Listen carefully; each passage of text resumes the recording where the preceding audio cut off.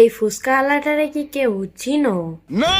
কি চিনো না? তার মানে তুমি বাংলাদেশের ভিতরে সব থেকে বেশি পাপ করা ব্যক্তি। তোর মাথা নষ্ট। ইনি হলো সেই ব্যক্তি যেই ব্যক্তি ফুচকা বিক্রি করে মাসে 1 থেকে 2 কোটি টাকা ইনকাম করে। বলেন কি? সে ফুচকা বিক্রি করে গুলশানে যে পার্টি করে।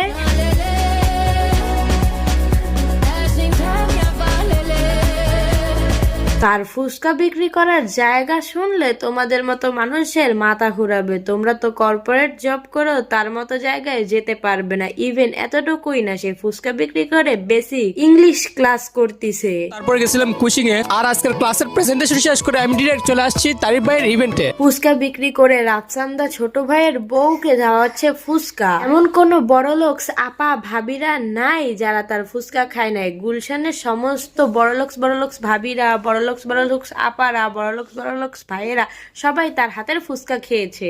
কি কস তুই? সে ফুচকা খেতে যে মানুষের পার্টির খাবার খেয়ে ফুচকার টাকা উসুল করে ফেলায়, এরপরে মাল্লুও নিয়ে আসে। এমন এক ফ্যামিলি পার্টিতে আসছে, যদি এরকম মাসে কয়েকটি ফ্যামিলি পার্টি করতে পারতাম তাহলে আমি মনে হয় খেয়ে ইমোটা হয়ে যেতাম শুধু। তোমরা ভাবো, একটা ফুচকা হালা হয়ে সে এখন সেলিব্রিটি বনে গেছে।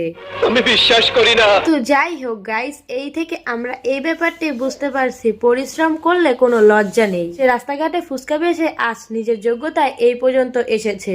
নিঃসন্দেহে তুই ঠিক কথা বলেছিস। সে আগে থেকেই পড়ালেখা করতো, মা বাপের ঘাড়ের উপরে বয়সা না খাইয়া ফুচকা বেচা খাওয়াও তো অনেক সম্মানদায়ক। নিজের খরচ নিজে বহন করছে, মা বাবার ঘাড়ের বোঝা হয়নি। সঠিক বলেছেন।